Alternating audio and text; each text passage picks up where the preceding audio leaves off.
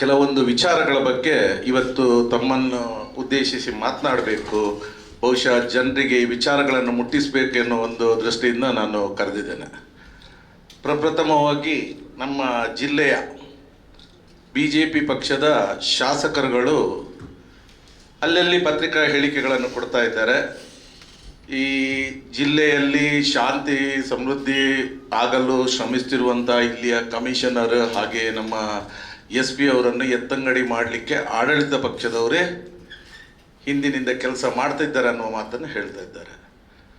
ನಾನು ಅವರಿಗೆ ಸ್ಪಷ್ಟವಾಗಿ ಉತ್ತರ ಕೊಡಲಿಕ್ಕೆ ನಾನು ಬಯಸ್ತಾ ಇದ್ದೇನೆ.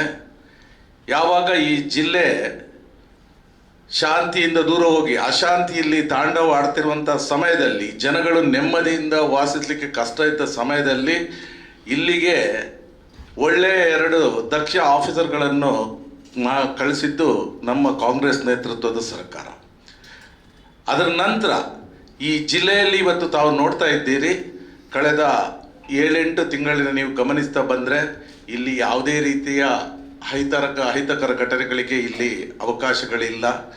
ಈ ಹಿಂದೆ ನಡೆಯುತ್ತಿದ್ದಂತಹ ಬೇರೆ ಬೇರೆ ರೀತಿಯ ಅನೈತಿಕ ಚಟುವಟಿಕೆಗಳಾಗಿರ್ಬೋದು, ಅಥವಾ ಜೂಜುಗಳಾಗಿರ್ಬೋದು, ಅಥವಾ ಡ್ರಗ್ ಮಾಫಿಯಾ ಇರ್ಬೋದು, ಇದಕ್ಕೆಲ್ಲ ಕಡಿವಾಣ ಹಾಕಿ ಇವತ್ತು ಜನರಿಗೆ ಒಂದು ಧೈರ್ಯ ಬಂದಿದೆ. ಇಲ್ಲಿ ನಾವು ನಮ್ಮ ಜಿಲ್ಲೆ ಎಲ್ಲ ಬೇರೆ ಇದ್ರಾಗೆ ಈಗ ನಾವು ಕೂಡ ಧೈರ್ಯದಿಂದ ಇರ್ಬೋದು, ಇಲ್ಲಿ ಏನನ್ನಾದರೂ ಮಾಡ್ಬೋದು, ಸಾಧಿಸ್ಬೋದು ಎನ್ನುವಂಥ ಒಂದು ಆತ್ಮವಿಶ್ವಾಸ ಇವತ್ತು ಜನರಲ್ಲಿ ಬಂದಿದೆ. ವಿಶೇಷವಾಗಿ ಇವತ್ತು ನಾವು ಮಕ್ಕಳ ಪೋಷಕರಲ್ಲಿ, ವಿದ್ಯಾರ್ಥಿಗಳ ಪೋಷಕರಲ್ಲಿ ಅವರಿಗೆ ಒಂದು ಥರದ ಭಯದ ವಾತಾವರಣ ಇತ್ತು. ಶಾಲೆಗೆ ಕಳಿಸಿದ್ರೆ ಇವತ್ತು ಶಾಲಾ ಕಾಲೇಜುಗಳಲ್ಲಿ ಈ ಡ್ರಗ್ಸ್ನ ದಂಧೆ ಯಾವ ರೀತಿಯಲ್ಲಿತ್ತು, ಬಹುಶಃ ಇದಕ್ಕೆ ಬಹಳಷ್ಟು 90% ಕಡಿವಾಣಗಳು ಬಿದ್ದದ್ದು ಕೂಡ ಅಷ್ಟೇ ಸತ್ಯ. ಇವತ್ತು ಅವರು ನೆಮ್ಮದಿಯಿಂದ ಇದ್ದಾರೆ. ಒಂದು ಕಡೆಯಿಂದ ಇನ್ವೆಸ್ಟರ್ಸ್ ಕೂಡ ಇಲ್ಲಿಗೆ ಆಕರ್ಷಿತರಾಗಿದ್ದಾರೆ. ಇಂಥ ಸಮಯದಲ್ಲಿ ನಮ್ಮ ಮಾನ್ಯ ಶ್ರೀಮಾನ್ ಸಿದ್ದರಾಮಯ್ಯನವರ ನೇತೃತ್ವದ ಕಾಂಗ್ರೆಸ್ ಸರ್ಕಾರ ಇಲ್ಲಿಗೆ ಕಳಿಸಿಕೊಟ್ಟಂಥ 2 ದಕ್ಷ ಅಧಿಕಾರಿಗಳು, ಜಿಲ್ಲಾಧಿಕಾರಿಗಳು ಎಲ್ಲರೂ ಸೇರಿ ಒಟ್ಟಿಗೆ ಕೆಲಸ ಮಾಡ್ತಿದ್ದು ಇದೆಲ್ಲ ಸಾಧ್ಯ ಆಗಿದೆ. ಆದ್ದರಿಂದ ಇವರನ್ನು ಇಲ್ಲಿಂದ ಈ ಕೂಡಲೇ ಎತ್ತಂಗಡಿ ಮಾಡುವಂಥ ಯಾವ ಇದು ಕೂಡ ಕಾಂಗ್ರೆಸ್ ನೇತೃತ್ವದ ಸರ್ಕಾರಕ್ಕಿಲ್ಲ ಅಂತ ನಾನು ಹೇಳಲಿಕ್ಕೆ ಇಚ್ಛಿಸಿದ್ದೇನೆ. ನಾವು ಕೂಡ ನಮ್ಮ ನಾಯಕರುಗಳಲ್ಲಿ ಮಾತಾಡಿದ್ದೇವೆ. ಮೊನ್ನೆ ತಾನೇ ನಮ್ಮ ಮುಖ್ಯಮಂತ್ರಿಗಳು ಬಂದಿದ್ದರು, ಉಪಮುಖ್ಯಮಂತ್ರಿಗಳು ಬಂದಿದ್ದರು. ನಮ್ಮೆಲ್ಲರ ದೃಷ್ಟಿ ಚುನಾವಣೆಯನ್ನು ಗೆಲ್ಲುವುದು ಮಾತ್ರ ಅಲ್ಲ, ಜನಗಳ ಒಂದು ಏನು ಅವರು ಜೀವನದಲ್ಲಿ ಅವರು ಮುಂದೆ ಬರಬೇಕು, ಆ ಸಮಾಜ ಕಲ್ಯಾಣ ಆಗಬೇಕು ಅನ್ನುವಂಥದ್ದು ಉದ್ದೇಶ ಕಾಂಗ್ರೆಸ್ ನೇತೃತ್ವದ್ದು. ಚುನಾವಣೆ ಗೆಲ್ತಾ ಹೋಗಿ ಸರ್ಕಾರ ಮಾಡೋದು ಮಾತ್ರ ಅಲ್ಲ, ಅದು ರಾಜಕೀಯದ ಒಂದು ಅಂಶ.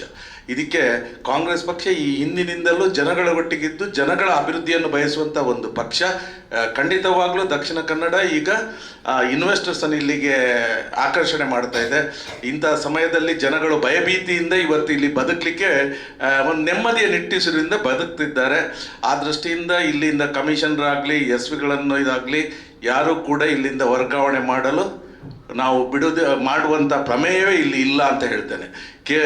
ಇದರಿಂದ ನೀವು ಜನಗಳನ್ನು ನೀವು ಯಾವ ರೀತಿಯಿಂದ ತಪ್ಪು ದಾರಿಗೆ ಎಳಿತಾ ಇದ್ದೀರಿ ಅಂತ ಹೇಳಿ ಒಂದು ಕಡೆಯಿಂದ ನೀವು ಹೇಳ್ತೀರಿ. ಇವತ್ತು ನಾವು ಕೋಳಿ ಅಂಕದ ವಿಚಾರ ಕೂಡ ಇಲ್ಲಿ ಮಾತಾಡಬೇಕಾದ ಅನಿವಾರ್ಯತೆ ಇದೆ. ಯಾಕಂತ ಹೇಳಿದ್ರೆ ಕೋಳಿ ಅಂಕಗಳ ಇದನ್ನೆಲ್ಲ ನಾವು ಮಾತನಾಡುವಂಥ ವಿಚಾರಗಳೇ ಅಲ್ಲ. ಅದರಿಂದ ನೋಡಿ, 3 ವರ್ಷ ಅಂತ ನಾನು ಹೇಳೋದಿಲ್ಲ. ಈ ಅವರ ಅಧಿಕಾರ ಅವಧಿ 3 ವರ್ಷಗಳು ಅಂತ ಇರುತ್ತೆ. ಕೆಲವೊಮ್ಮೆ ಅವರ ಪ್ರಮೋಷನ್ಸ್ಗಳು ನಡುವಲ್ಲಿ ಏನಾದರೂ ಬಂದರೆ ಆದರೆ ಇದರ ಬಗ್ಗೆಯೂ ನಾವು ತಿಳ್ಕೊಂಡಿದ್ದೇವೆ. ಖಂಡಿತವಾಗ್ಲೂ ಅಲ್ಲ, ಅದು ಇರ್ಬೋದು. ನಾವು ಹೇಳಿದ್ದೇವಲ್ಲ, ಈಗ ಒಳ್ಳೆಯ ಅಧಿಕಾರಿಗಳು ಅಂದ ತಕ್ಷಣ ಅವರನ್ನು ಒಂದೇ ಡಿಸ್ಟ್ರಿಕ್ಟ್ ಅಂತ ನಾವು ಇದು ಮಾಡ್ಲಿಕ್ಕಾಗೋದಿಲ್ಲ. ಇನ್ನೊಮ್ಮೆ ಇನ್ನೊಂದು ಕಡೆಯಲ್ಲಿ ಎಲ್ಲಾದರೂ, ಈಗ ಎಲ್ಲ ಅಧಿಕಾರಿಗಳು ದಕ್ಷ ಇರ್ತಾರೆ, ಇಲ್ಲ ಅಂತ ಹೇಳೋದಿಲ್ಲ. ಅವರ ಅನಿವಾರ್ಯತೆ ಬಿದ್ದಾಗ ಕೆಲವೊಮ್ಮೆ ಸರ್ಕಾರ ಏನಾದರೂ ಅವರನ್ನು ಬೇರೆ ಕಡೆ ಇದು ಮಾಡ್ಬೋದು. ಆದರೆ ಇಂಥ ಸಮಯದಲ್ಲಿ ಇನ್ನು ಕನಿಷ್ಠ ಒಂದು ವರ್ಷ ತನಕ ಆ ಅಧಿಕಾರಿಗಳು ಇಲ್ಲಿಂದ ಹೋಗದಾಗೆ ಅವರನ್ನು ಇಲ್ಲಿ ಇಟ್ಕೊಳ್ಳುವಂಥ ಜವಾಬ್ದಾರಿ ನಮಗೆ ಕೂಡ ಇದೆ. ಖಂಡಿತವಾಗ್ಲೂ ನಮಗಿದೆ. ಈ ಜಿಲ್ಲೆ ಇವತ್ತು ನೆಮ್ಮದಿಯ ನಿಟ್ಟಿಸಿರು ಬಿಡ್ತಾ ಇದ್ದಾರೆ ಅಂತ ಹೇಳಿದರೆ ಇದಕ್ಕೆ ಅಧಿಕಾರಿಗಳು ಕೂಡ ಕಾರಣ. ಆದ್ದರಿಂದ ನಾವು ಖಂಡಿತವಾಗ್ಲೂ ನೀವು ಹೇಳಿದಾಗೆ ಇನ್ನು ಅದನ್ನು ಮಾಡಿದರೆ ನಾವು ಪತ್ರಿಕಾಗೋಷ್ಠಿ ಮಾಡ್ತೇವೆ, ಖಂಡಿತವಾಗ್ಲೂ ಮಾಡ್ತೇವೆ. ಆದರೆ ಇದನ್ನು ಮಾಡೋದಿಲ್ಲ. ನಮ್ಮ ಮುಖ್ಯಮಂತ್ರಿಗಳು, ನಮ್ಮ ಉಪಮುಖ್ಯಮಂತ್ರಿಗಳು ಬಹಳ ದೃಢವಾದ ನಿರ್ಧಾರವನ್ನು ಅವರು ತಗೊಂಡಿದ್ದಾರೆ.